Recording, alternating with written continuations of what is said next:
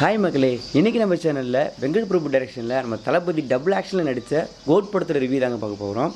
இந்த படத்தோட குட்டி ஸ்டோரியாக சொல்லணும்னு பார்த்தீங்கன்னா, பையன் விஜய் வந்து அவங்க அப்பாவை தேசத்துறையாக காட்ட ட்ரை பண்ணுறாரு. அதனால் சில கொலைகள்லாம் பண்ணுறாரு. அதுக்கு என்ன காரணம் அப்படின்றத படத்தோட ஸ்டார்டிங்கில் சொல்லியிருப்பாங்க. இந்த படத்தோட கிளைமேக்ஸில் அந்த பையன் நினச்சதை அதே அவங்க அப்பா வந்து தேசத்துறையாக காமிச்சாரா அப்படின்றத அந்த படத்தோட கிளைமேக்ஸில் வச்சுருக்காங்க. படத்தோட கதையை இன்னும் கொஞ்சம் மெயினாக சொல்லலாம் நண்பா. ஆனால் சொன்னால் சஸ்பென்ஸ்லாம் கொஞ்சம் உடஞ்சிரும். அதனால் படத்தில் மெயின் கதை இதுதான். ஸோ அதை உங்கள்கிட்ட ஷார்ட்டாக சொல்லிட்டேன். ஃபஸ்ட்டு வந்து இந்த படத்தோட ப்ளஸ் என்னென்னு பார்த்தீங்கன்னா, இவனோட பிஜிஎம் சொல்லலாங்க. இவனுக்கு வந்து பாட்டு சரியாக செட் ஆகலை. இந்த படத்தில் கோட் படத்தில் சரியாக செட் ஆகலை. பட் பிஜிஎம் ஸ்கோரும் பார்த்திங்க வச்சுக்கோங்களேன், இன்ட்ரோல் பிளாக் ஆகட்டும் சரி, விஜய்க்கா சரி, விஜயோட பையனுக்கா சரி, எங்கே தேவையோ அந்த இடத்துல பிஜிஎம் செம்ம மாசாக போட்டிருக்காரு. சீட்டில் உட்காரக்கூடிய அளவுக்கு ரசிகர்கள் உற்சாகமாக பார்க்குற அளவுக்கு ரொம்பவே நல்லா பண்ணியிருக்காரு. ஸோ இவனுக்கு ஒரு கம்பேக்குன்னு சொல்ல முடியாது, நல்லா பண்ணியிருக்காரு. 3 years உட்காந்து நல்லா பார்க்குற மாதிரி என்டர்டெயின்மெண்ட்டாக நல்லா பண்ணியிருக்காரு. பிகிலி படத்தில் பார்த்தோன்னா, பிகிலி விஜயை விட அப்பா விஜய், அதாவது ராயப்பன் வந்து ரொம்ப நல்லா பண்ணியிருப்பார்.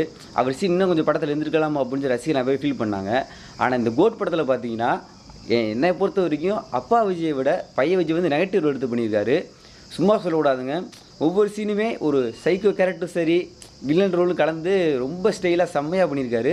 ரசிகர்களுக்கு வந்து ஒரு புது வில்லனை பார்க்குற மாதிரி அவர் பார்த்தாலே ஒரு நம்ம விஜய் அப்படி பண்ணியிருக்காரு அப்படின்ற அளவுக்கு ரொம்ப நல்லா பண்ணியிருக்காரு. படத்தில் இன்னொரு ப்ளஸ் என்னென்னு பார்த்தீங்கன்னா, இவனோட பிஜிஎம்ல வந்து ஒரு பழைய சாங் எடுத்து லைட்டாக ஒரு சாங் மாதிரி பண்ணியிருப்பாங்க. அந்த சாங் ரொம்பவே நல்லாயிருக்கு. அடுத்து வந்து எஸ்கே வந்து சின்ன கேமரா ரோல் பண்ணியிருப்பார். அது வந்து செம்ம சர்ப்ரைஸாக இருந்துச்சு, பார்க்குற ரொம்ப நல்லா இருந்துச்சு நண்பா. அப்புறம் இந்த படத்தில் நடித்த பிரபுதேவா சார், பிரசாந்த் சார்லாம் பார்த்தீங்கன்னா கொடுத்த ரோலை செம்ம அழகாக பண்ணியிருக்காங்க. வெங்கட் பிரபு சார் வந்து அவங்கள படம் ஃபுல்லாக விஜய் சார் கூட ட்ராவல் பண்ணுற மாதிரி ஃபுல்லாக யூஸ் பண்ணியிருக்காரு. அந்த பிரசாந்த் சார்லாம் கொடுத்த சான்ஸை வந்து நல்லா யூட்டிலைஸ் பண்ணி ரொம்ப அழகாக நடிச்சிருக்காரு நண்பா. அப்புறம் இந்த படத்துக்கு ஒரு முக்கியமான ப்ளஸ் என்னென்னு பார்த்தீங்கன்னா, நீங்கள் படத்தோட கதை யார்ட்டுமே கேட்காம போய் இந்த படம் பார்த்தீங்க அப்படின்னா, படத்தில் நிறைய ட்விஸ்ட் இருக்குது நண்பா. நம்ம எதிர்பார்க்காத அளவுக்கு நிறைய ட்விஸ்ட்டில் வச்சுருக்காங்க. அது படத்துக்கு இன்னும் கொஞ்சம் என்டர்டெயின்மெண்ட்டாக நல்லா போகுது படம். அப்புறம் விஜய் சாரோட ஆக்டிங், டான்ஸ்லாம் நான் சொல்லவே தேவையில்லை. படத்துக்கு வந்து பேஸ்மெண்ட்டுமே அவர் தான். வழக்கம் போல் அவர் கொடுத்த வேலையை செம்ம அழகாக பண்ணிக்காரு நண்பா. அப்புறம் இன்னொன்று சொல்ல மாதிரி நண்பா, பையன் விஜய்க்கு வந்து 3D ஃபேஸ் மேப்பிங் ரொம்பவே அழகாக பண்ணியிருக்காங்க. சில இடத்துல அந்த மோகன் சார் கூட கொஞ்சம் பேசுகிற மாதிரிலாம் சீன் வரும். அப்போ மட்டும் கொஞ்சம் லைட்டாக அந்த சிங்க் மிஸ் ஆகிற மாதிரி இருந்துச்சு. மற்றபடி படம் ஃபுல்லாக பார்த்தீங்கன்னா ரொம்ப அழகாக பண்ணியிருக்காங்க. அதுக்கு பேர் விஜய் சார் செம்ம எஃபெக்ட் கொடுத்து ரொம்ப அழகாக நடிச்சுக்காரு நண்பா. படம் பார்த்தீங்கன்னா ரொம்ப பிடிக்கும் சீன்லாம். அப்போ படத்தில் மைனஸே இல்லையா அப்படி கேட்டிங்கன்னா, எனக்கு தெரிஞ்ச சின்ன சின்ன மிஸ்டேக் நான் நோட் பண்ணேன் நண்பா. அது மிஸ்டேக்கும் சொல்ல முடியாது, கொஞ்சம் படத்துக்கு செட் ஆகாத மாதிரி எனக்கு ஃபீல் ஆச்சு. அதை நான் சொல்கிறேன். இந்த படத்தோட டூரேஷன் டைம் பார்த்தீங்கன்னா 3 மணி நேரம் 3 நிமிஷம் இருக்குது. அதுக்கேற்ற படத்தை கதையை கொண்டு போயிருக்காங்க. இருந்தாலும் ஃபஸ்ட்டு ஒரு 30 நிமிஷம் பார்த்தீங்க வச்சுக்கலேன், விஜய் வந்து பழைய விஜயா ஃபேமிலியோட ஜாலியாக ரன் பண்ணிக்கிட்டு, சரக்கு அடிச்சுட்டு அடுத்த ஒய்ஃப்ட்ட சாரி கேட்டு பையனோட ஜாலியாக டைம் பண்ணிக்கிட்டு இந்த மாதிரி விஜயை காட்டுறாங்க. அதனால் கடைசி ஒரு 30 நிமிஷம் ஜாலியாக போகுது நண்பா. கடைசி 30 நிமிஷம் கிளைமேக்ஸ் பார்த்து ரொம்ப அழகாக பண்ணியிருக்காங்க.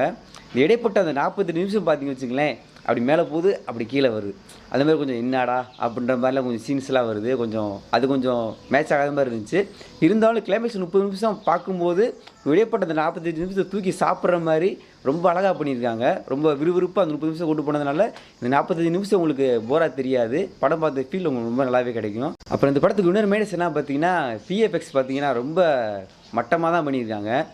பிரசாந்த் சார், விஜய் சார் ஒரு சேரில் உட்காந்து பேசுகிற மாதிரி காமிச்சிருப்பாங்க தாய்லாந்தில். அதுக்கெலாம் எதுக்கு விஎஃப்எக்ஸ் போட்டாங்கன்னு தெரியல. நார்மலாகவே எடுத்துருக்கலாம். அதுக்கெலாம் பேக்ரவுண்ட் பார்த்தீங்கன்னா ரொம்ப மட்டமாக இருந்துச்சு.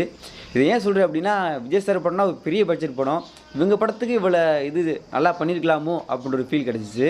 அப்புறம் இந்த படத்தில் மெயின் வில்லன் பார்த்தீங்கன்னா நம்ம மோகன் சார் தான் போட்டிருக்காங்க. 80s அவர் வந்து ரொம்ப அழகாக ஹீரோ நடிச்சுக்கிட்டு இருந்தார். அவரை கூப்பிட்டு வந்து வில்லன் ரோல் கொடுத்துருன்னு சொல்லி ரொம்ப சொதப்பிட்டாங்க நண்பா. அவர் வந்து வில்லனை அக்செப்ட் பண்ணவே முடியல. நல்லா நடிச்சிருக்காரு, பட் வந்து அவரை வில்லனாக பார்க்கவே முடியல. அவ்வளோ ஒரு செட் ஆகாத மாதிரி ஃபீல் ஆச்சு. அந்த ரோலுக்கு வேறு யாராவது கொடுத்தா கூட நல்லா இருந்திருக்கும். அது மேலே எதிர்பார்ப்பு இருந்துச்சு பார்த்தீங்களா, அது வந்து அவர் ஃபீல் பண்ணாத மாதிரி எனக்கு ஃபீல் ஆச்சு நண்பா. அப்புறம் இன்னொரு மைனஸ் என்னென்னு பார்த்தீங்கன்னா, இந்த படத்தில் சில விஷயங்கள்லாம் எப்பட்றா அப்படின்ற மாதிரி சில நம்ப முடியாத விஷயங்கள்லாம் இருக்கும். இன்ட்ரெஸ்டிங்லாம் பார்த்தீங்கன்னா, ஒரு ட்ரெயினில் வந்து பிரபுதேவா வர காரில் வந்து குண்டு வீசுவாங்க.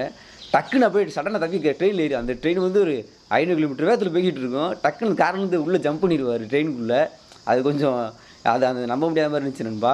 அப்புறம் கடைசியில் பார்த்தீங்கன்னா, அந்த சென்னை ஸ்டேடியம் மேலே வந்து விஜய் சார் பைக்கில் போய்கிட்டு இருப்பார் ஏறி. அது கொஞ்சம் அந்த மாதிரி சில சீன்களை அங்கங்கே வச்சுருக்காங்க.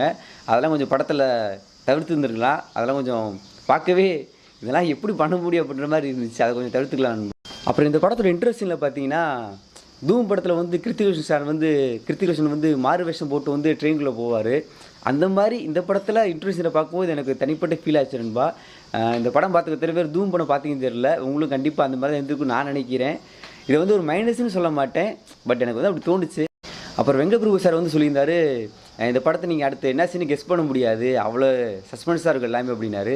அப்படிலாம் இல்லை நண்பா, சஸ்பென்ஸ் இருக்குது. பட் இருந்தாலும் நிறைய சீன்லாம் கெஸ் பண்ணுற மாதிரி தான் இருக்குது. சில சீன்லாம் பார்த்தீங்கன்னா கடத்தி வச்சுட்டு நீங்கள் விட்டால் தான் நான் விடுவேன், இல்லாட்டி நான் உங்களுக்கு கொண்டுருவேன் அப்படின்னு பழைய அரைச்சமாகவே அரைச்சிருக்காங்க சில சீன்லாம். அதெல்லாம் கொஞ்சம் தவிர்த்து இருந்துருக்கலாம்.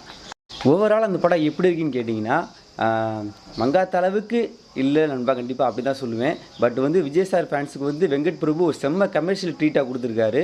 விஜய் சார் ஃபேன்ஸுக்கு எல்லாமே இந்த படம் ரொம்ப பிடிக்கும். ஒரு நார்மல் ஆடியன்ஸாக வந்து நீங்கள் வந்து இந்த படத்தை லாஜிக் மிஸ்டேக் இல்லாமல் இந்த படத்தை பார்த்தீங்கன்னா உங்களுக்கு ஃபுல் என்ஜாய்மெண்ட்டாக இருக்கும் நண்பா.